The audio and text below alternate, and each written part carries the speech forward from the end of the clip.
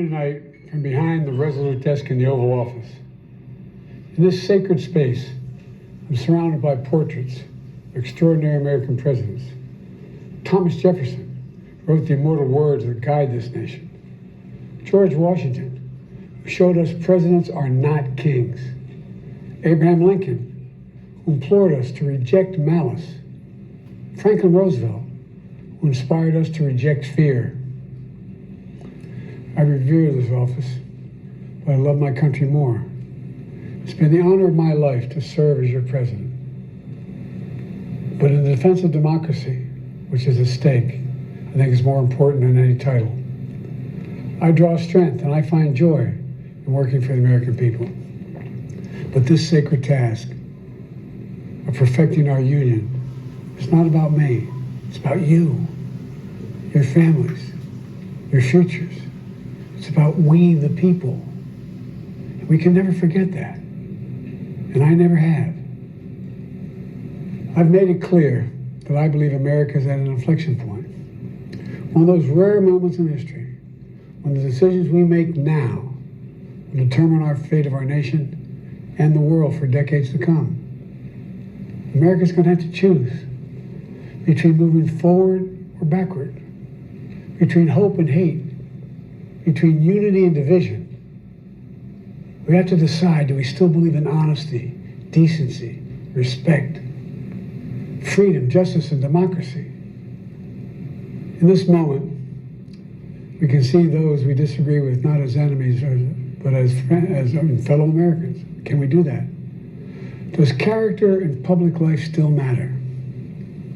I believe you know the answer to these questions because I know you, the American people. And I know this, we are a great nation because we are good people. When you elected me to this office, I promised to always level with you, to tell you the truth. And the truth, the sacred cause of this country is larger than any one of us. And those of us who cherish that cause, cherish it so much, the cause of American democracy itself, must unite to protect it. You know, in recent weeks, it's become clear to me that I need to unite my party in this critical endeavor.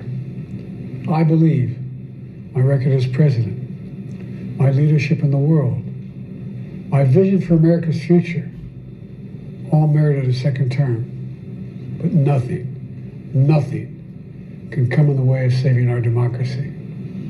That includes personal ambition. So I've decided the best way forward is to pass the torch to a new generation. That's the best way to unite our nation. You know, there is a time and a place for long years of experience in public life. But there's also a time and a place for new voices, fresh voices, yes, younger voices. And that time and place is now.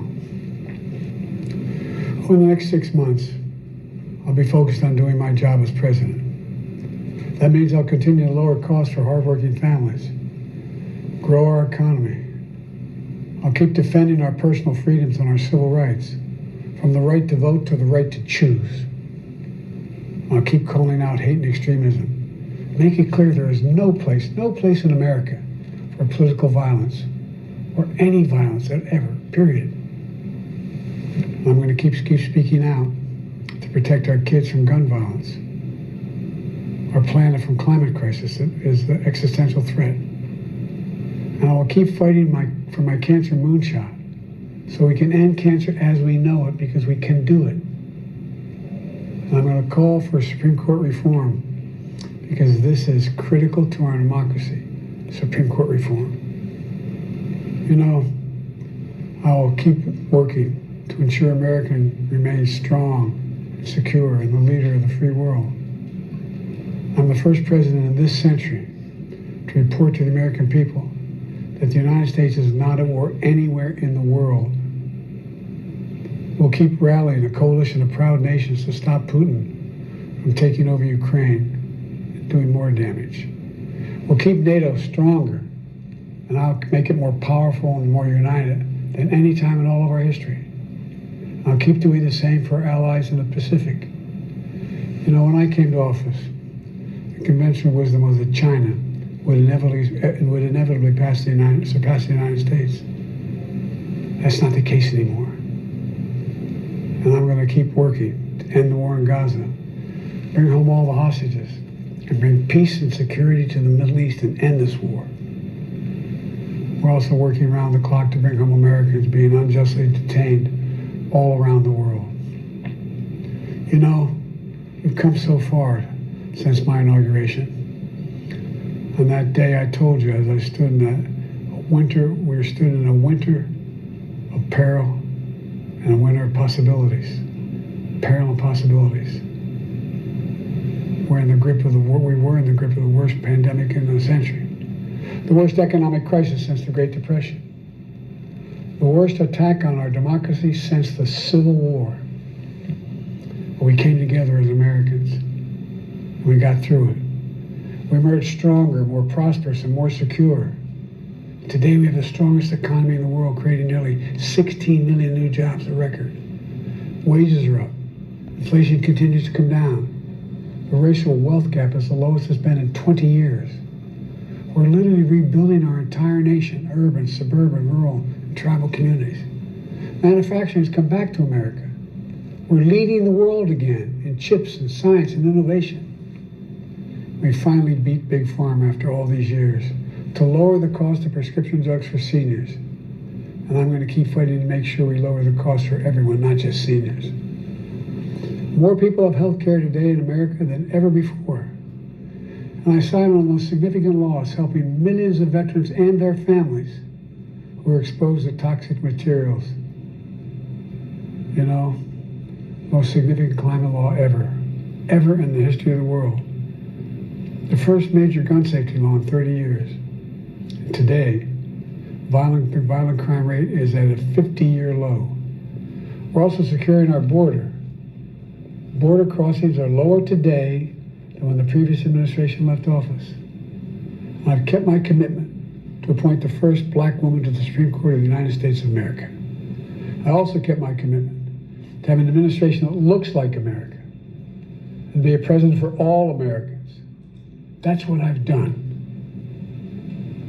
I ran for president 4 years ago because I believed and still do that the soul of America was at stake. The very nature of who we are was at stake. And that's still the case. America's an idea. An idea stronger than any army, bigger than any ocean, more powerful than any dictator or tyrant. It's the most powerful idea in the history of the world. That idea is that we hold these truths to be self-evident. We're all created equal, endowed by our Creator with certain inalienable rights: life, liberty, pursuit of happiness. We've never fully lived up to it, to this sacred idea, but we've never walked away from it either. And I do not believe the American people will walk away from it now. In just a few months, the American people will choose the course of America's future. I made my choice. I've made my views known. I would like to thank our great Vice President Kamala Harris. She's experienced, she's tough, she's capable. She's been an incredible partner to me and a leader for our country. Now the choice is up to you, the American people. When you make that choice, remember the words of Benjamin Franklin hanging on my wall here in the Oval Office, alongside the busts of Dr. King and Rosa Parks and Cesar Chavez. When Ben Franklin was asked, as he emerged from the convention going on, whether the founders have given America a monarchy or republic, Franklin's response was, a republic, if you can keep it. A republic, if you can keep it.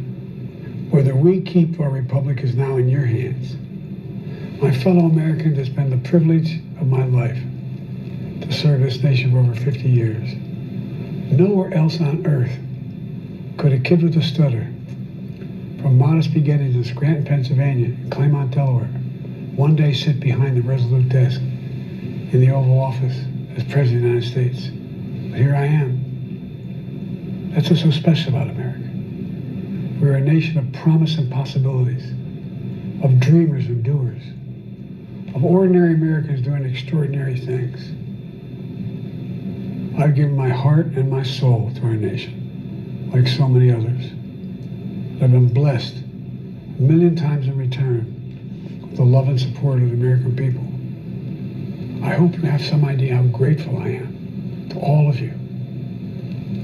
The great thing about America is here, kings and dictators do not rule, the people do.